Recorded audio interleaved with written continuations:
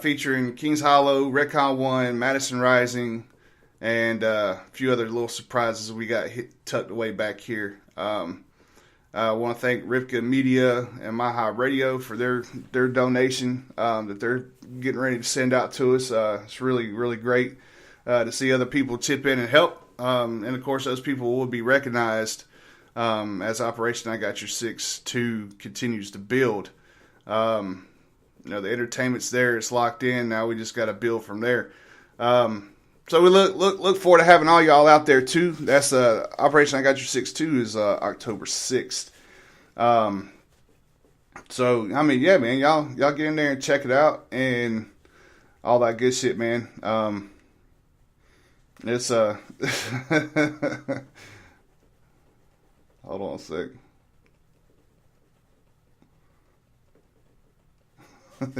That was Miss J. Miss J's like, oh no, I'm sorry, I overslept. It's all right, sis.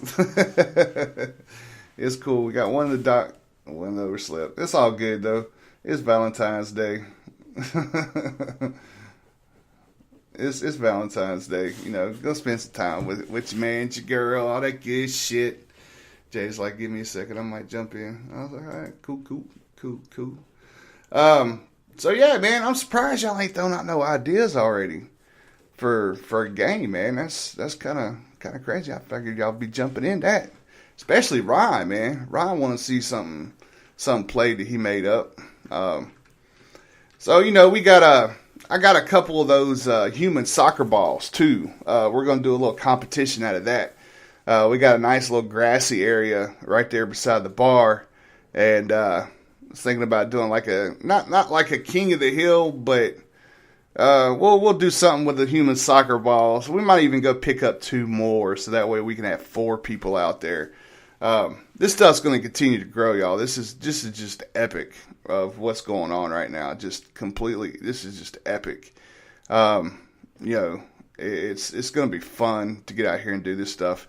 But yeah, we'll have some competitions with the human soccer balls to see who can stay up on the hill. We like to have a group of people that wants to do it, even though we might not have a ball for everybody to begin with. But if you get knocked out, then you might as well take it off and give it to somebody else and let somebody else jump in. So if you keep 4 going, for the grassy area, 4 people's about enough. But as one gets knocked out, somebody else puts the ball on and they come back in and keep it going. But I mean, we got all kinds of stuff, man. We'll do some stuff with some whipped cream. We'll get messy a little bit. I was thinking about, does anybody remember Double Dare from back in the day from Nickelodeon? Does anybody remember Double Dare? Ron, Beeson, y'all remember Double Dare?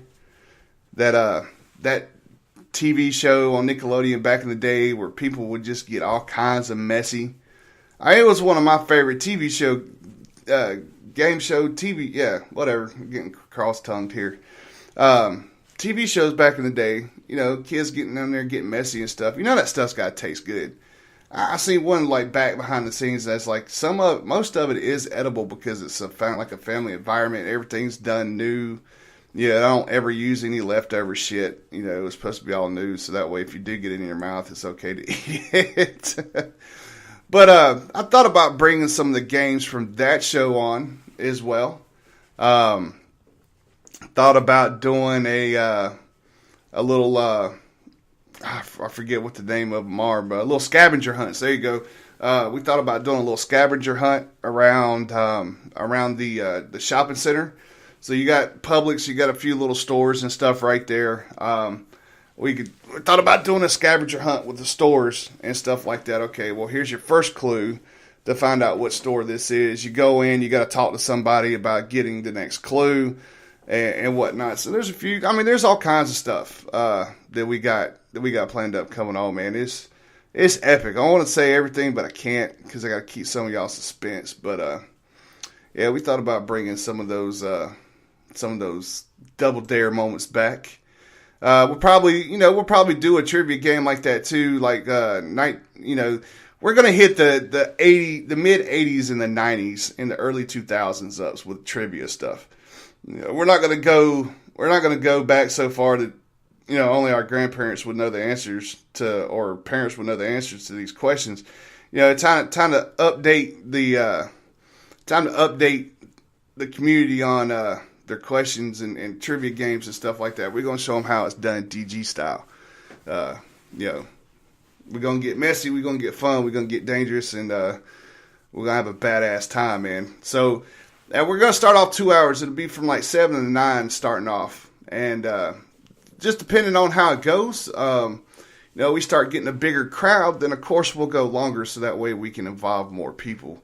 We decided 2 hours that's well enough time to hang out and get some stuff done. All right, well, we're waiting on Miss Jade. If she's gonna make it on, we're gonna go to a song break real quick. We shall return. This is Rio of Madison Rising, and this means war. You're listening to Dangerous Grounds Network.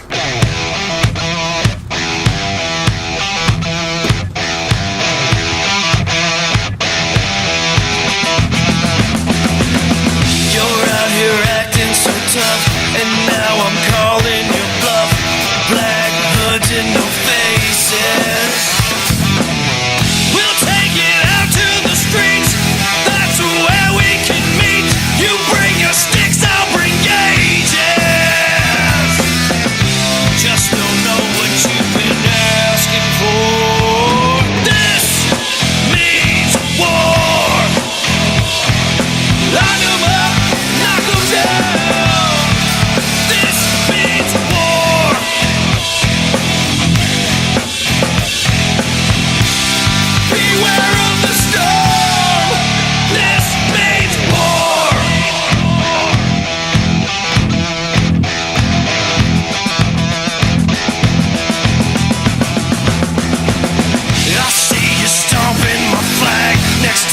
Stomping your ass. Game is over, we won't take it no more. You get away with too much. It's time and we've had enough. Busting jaws and we're keeping the score. Just don't know what you've been asking for. This means war. Line 'em up, knock 'em down.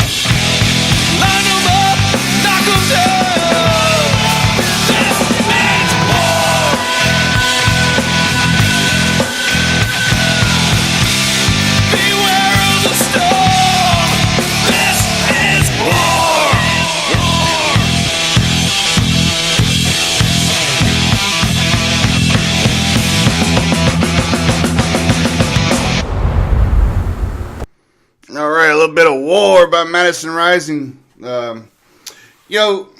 Something was just brought to my attention. I won't say no names, but isn't it funny?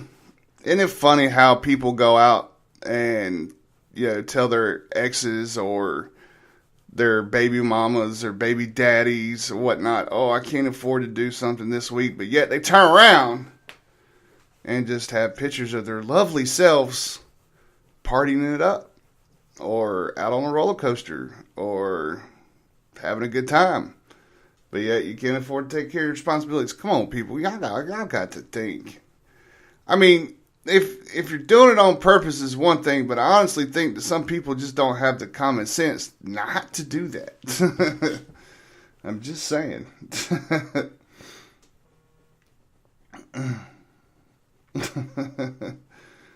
Well, it's that's and that's just, I don't know.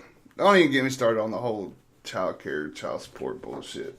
It's sometimes it's done, if it's done in the right way, that's one thing. But there's people out there that understand that just because of what the courts want you to give, you may not be able to give that much, but you still may be able to give something. I think they should lighten up on the parent that does have to pay a little bit to see what happens.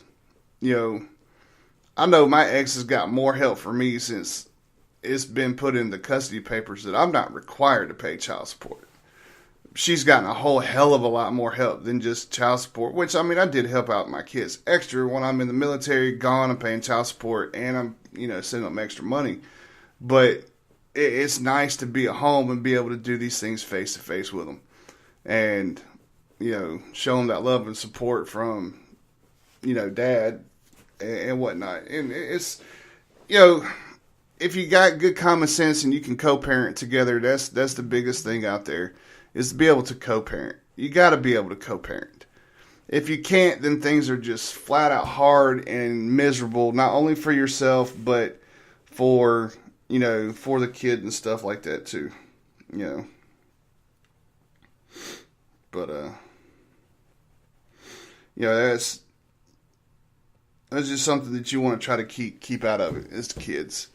You need to show the kids that they love, the love from each parent is there, that they have the support from each parent, that each parent is being a positive role model and positive influence on their kids, regardless of the situation. Me and Anthony was driving in the U-Haul and bam, we got hit. Anthony freaked out. It's okay. We got it. No biggie. You got to be there for your kids in times of moments and stuff like that to show them that there's more. They can rely on you more than ever thought. You don't need to scream and yell at your kids every time they do something wrong. That's just that goes for parenting from years on back. You don't have to scream and yell at them. Actually, you don't have to scream and yell at all. But some people just end up that way. You can put out your punishment and do your stuff without screaming and hollering. But sometimes it may be needed to get the point across. But in the bottom line, regardless of if you're a full-time parent or the parent that gets to see them every so often or see them whenever you want to or whatnot, just make sure of a couple things. That you're trying to co-parent with the other parent as best as possible. Don't fight about each other in front of the kids, and make sure that you're always being a positive role model and a positive mentor to your children and showing them the right ways of life, how to earn their money fairly, how to play sports fairly, how to go through school fairly and not cheat, how to stay away from drugs, how to stay away from the BS and the crime and the bullshit. Show them. My kids, they know, as long as they pass in school and they stay out of trouble, they got all the freedom in the world. And I've never had to take it away from them. I've honestly never had to take it away. There's been instances where, me and my ex could have grounded the shit out of my son and my daughter, but, we sit there, we get a little firm with them and make them do some extracurricular activities, but for the most part, my kids have been really good, and that's the kind of style that I would like to see. Most parents take nowadays. You can be firm and strict with your kids and stuff, but there's also a way to teach them that allows them to be able to experience life and doing things that are fun and not be scared shitless of mom and dad over getting caught over something. But you want to make sure that your kids know that they're not going to go out there and do something stupid that's going to get the cops called on them, or it's going to get them hurt, or somebody else hurt, or even possibly killed. You know,